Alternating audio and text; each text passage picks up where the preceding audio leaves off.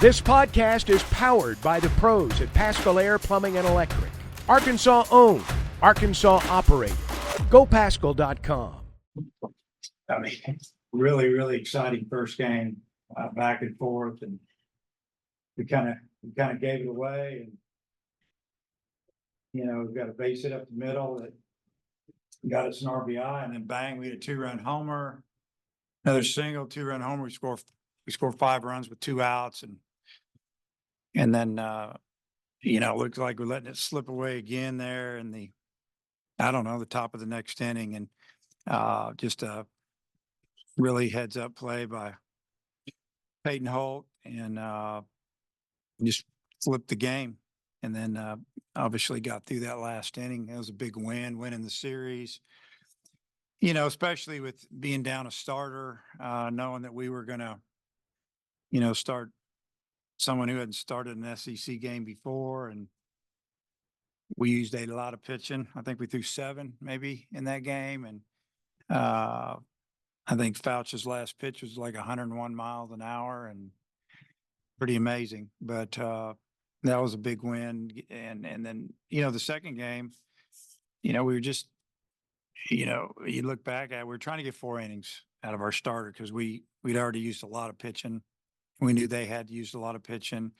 We felt like that we might be able to get to their starter. But, we needed to slow them down a little bit. And, you take away a couple of walks in that inning, and they hit the grand slam after the pop up is just barely blows out, and it's just the way the game works. We gave them some free bases, and they took advantage of it because they had their best hitter up at the right time, and there was nowhere to put him. And believe me, I thought about walking in a run. I honestly did, and I wish I would have, but he's an amazing hitter. So, but I thought overall, we played well 3 games in 24, 25, 26 hours. Starts to wear on you a little bit, especially when the wind's beating on you like the way it was. I mean, it just wears you out. And but I was proud of our guys. I mean, Florida's really good. It's they're 22-21 overall, 9-12 in the SEC. They could easily be, another 7-8 games the other way. And this, it's, they're dangerous. They're a dangerous team. They're physical. They have power. They have really good arms. That's why in the preseason they are ranked so high. But just another good weekend. I'll take it. 2 out of 3. Dave, you mentioned Holt's play in the first game today. Could you tell from your vantage point, like what had happened, like as it was unfolding, and like, is that something y'all work on, or have you ever seen anything like that? Yeah, they, they work on it, talk about it every now and then, and guys have fun with it. But Holt actually works on it a little bit. Coach Thompson, he works with the outfielders, and he made that comment to me that Holt likes to play around with it. And yeah, I mean, he faked like he was going out to catch the ball, and the ball wasn't there yet, and deked the runner, and he started to run. Then the ball hit his glove, and he tried to go back, and I mean, you saw it. There's probably a lot of people didn't know what the heck happened, and still don't know what happened, and probably need to go back and watch a replay and have somebody explain it to them. But yeah, it was just a real heads up play, real heady play. Holt also just has looked really smooth in the outfield since y'all put him out there. Is that something y'all noticed? Like, I think he got a little bit of work in left in preseason. Like, has he always looked that smooth? Because sometimes infielders don't always look like that. No, I think he's just really improved over the last couple of weeks, and he just taken a lot of balls live and batting practice off a live bat. That's how you get better. I mean, you can run and catch fly balls from a bungo bat, a machine, but when you're reading the ball off the bat, working on your first step, because that's huge on those tough plays. He's worked hard at it, and it's paid off. I think he likes center. I think because he just feels freed up out there. I think left field is harder to play than center field, just because of the angle of the ball, different things. But center, you just have to cover a lot more ground, and he seems to have handled it pretty well so far. Brady was really good today. Yeah. Another back-to-back 6-inning performance from him too. Just, What did you see from him today specifically? And he had a little lull there midway through the season, maybe, but how has he kind of gotten himself back on track here? Yeah, I mean, he pitched well, like you said, the last couple weekends, and has gone deeper into the games, which is great for us. Had one inning today where he struggled a little bit, but he fought through it. And does what he does. He knows how to get out of those jams. The good ones do. But it's been good to see him pick it up because we needed it. You don't expect guys to go out and give you 7, 8 innings early in the season. Just got to build them up. But they're built up now. They can go 110 pitches, whatever. We haven't thrown anybody that many this year, but they can. They could go a little more if the day's right, and it hasn't been a major struggle out there. So yeah, getting him going has been really big for us. And Jared had a couple more hits today. Just how nice is it? He's not in the lineup in the midweek, kind of, and taking that break, and you slide him back in, and he picks off right where he left off. Yeah. He brings a little more firepower to our lineup. He's done a great job of driving in runs, getting big hits, playing good defense for the most part. We're just trying to keep him healthy and take care of him, and he just has to communicate with us and tell us how he's feeling. Seemed like Redivo was stuck on 9 home runs for a while there. He finally got the 10th, and it was a big one. Is that just some of the streakiness just never going to go, and hopefully turn the corner?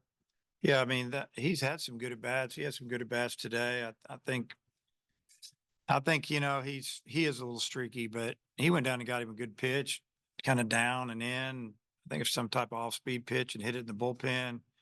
You got to hit it pretty good that first game. That wind was howling, and you had to hit it pretty much there, dead left. And Peyton Holt did the same thing. He crushed his, and he knew it right when it left the bat. We did too. With Aloy, we had to keep an eye on it for a minute because we didn't know how the wind was going to affect it. We thought it was going to go, but yeah, that was a big swing for us. Obviously, all of a sudden we scored 3 quick runs, and we get a single. We scored 2 more and held on for that win. Yeah, but I think he's he had a big game. He had a big game. Drove in a lot of runs for us. And then the double that opened the scoring in the first game where McLaughlin hit it over the right fielder's head. I mean, I guess when an outfielder's playing that shallow, is it, daunting as a hitter, or were you expecting Florida to play that shallow No. pretty much all I mean, series? really, the right fielder was the only one playing super shallow. The left fielder did certain times. They all did a great job of getting reads off the bat. I don't feel like any of their outfielders got fooled. That ball just got over the right fielder's head. He was just shallow. He hit it pretty good. He didn't kill it, but he hit it good. And yeah, that was big. And yeah, we talked about it yesterday, and we talked about it today. Not much to the players because we don't want them worrying about it, but as a coaching staff, we kept thinking, now when are we going to get one of these guys? We're going to burn them, and finally did. Dave, that first win today, 27 in a row, tied the school record. You were on the staff in '85, weren't you? I think, Yeah. weren't you, GA? And so you've been part of the 2 longest winning streaks ever. And this one's probably, to me, even better because it was the in season. The other one spanned 2 seasons. Just what do you think about matching that record? And then, gosh, you hadn't lost in over 2 months at home. It must feel weird, I would think. I mean, we knew we were going to get beat sometime with who we're playing, but yeah, it's been amazing. I told the team start a new one, and I didn't know how many we won. I said we won 25 or something. I didn't know how many we'd won in a row, and I told them that it's awfully hard to do because think of the people that we've beaten here to maintain that streak, and it's been great. But yeah, I didn't know that the 85 team had or whatever from one season to the next. Yeah. And then, I know when you win the first 2, you want to get that third one, but 2 out of 3 again, that's obviously the goal every weekend. 16-5, just how you feel about where you guys are right now? Yeah, we're in good position. I mean, we've done a good job of, taking care of, games here in Fayetteville, and got a series win last weekend in a tough place, South Carolina.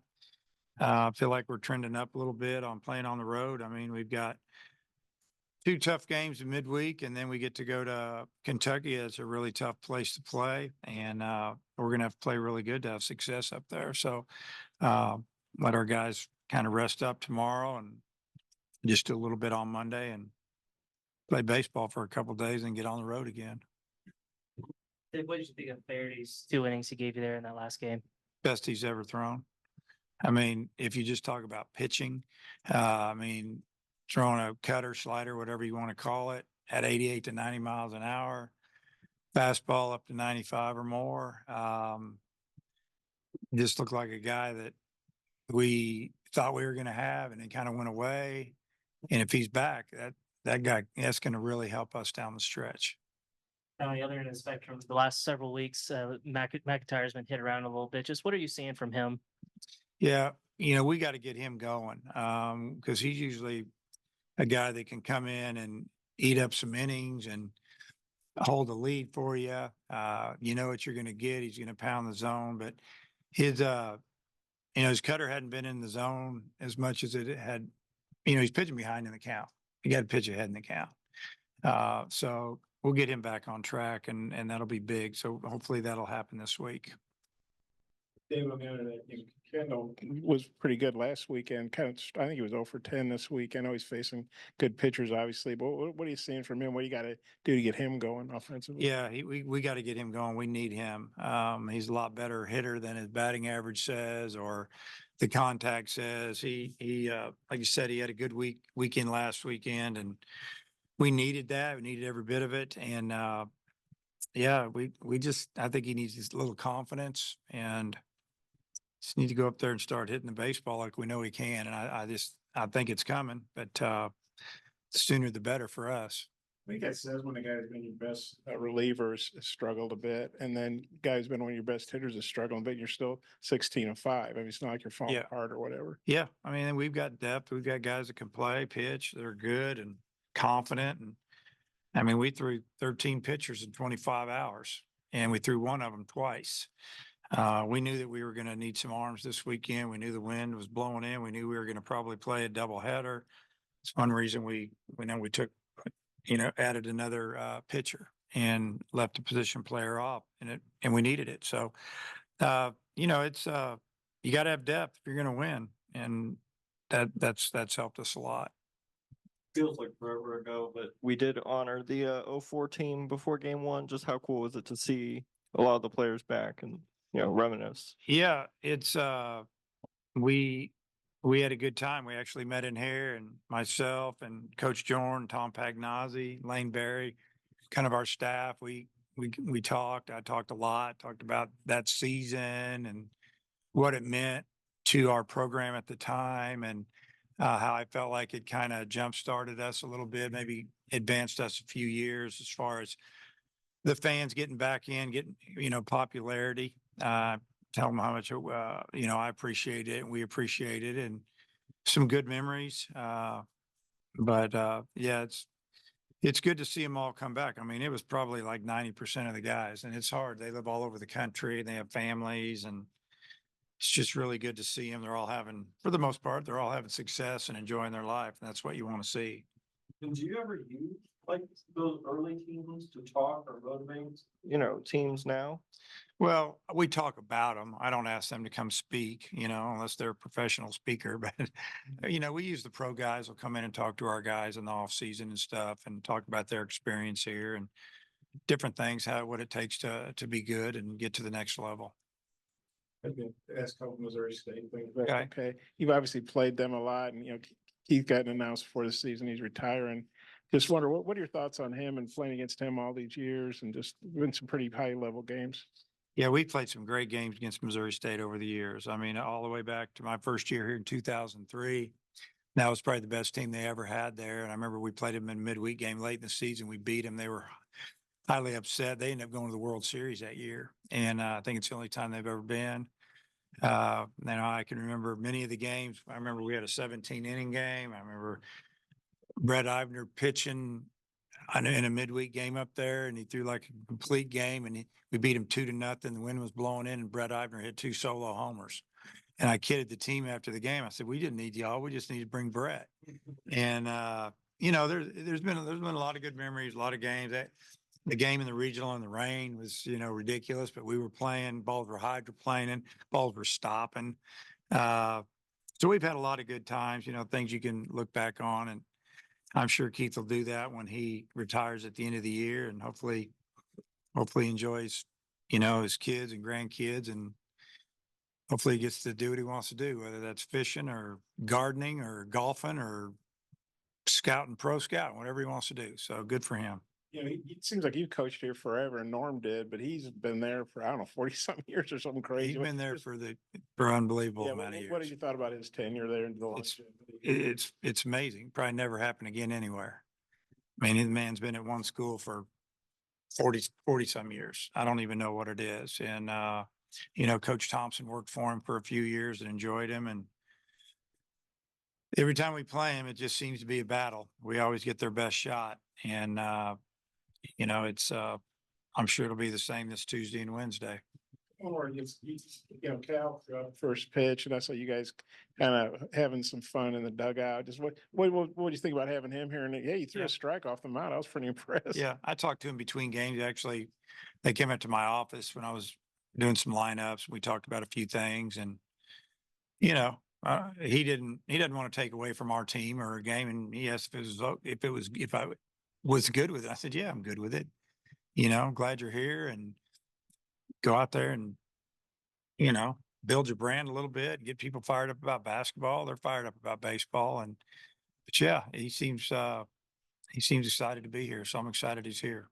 BetOnline is your #1 source for all your betting needs. Get the latest odds, lines, and matchup reports for baseball, boxing, golf, and more. BetOnline continues to be the fastest and easiest way to place your wagers, including live betting and your favorite casino and card games available to play right from your phone. Head to the website or use your mobile device to sign up today and get in on the action. Remember to use our promo code BELIEVE, that's BLEAV, for your 50% welcome bonus on your first deposit. Bet online, where the game starts.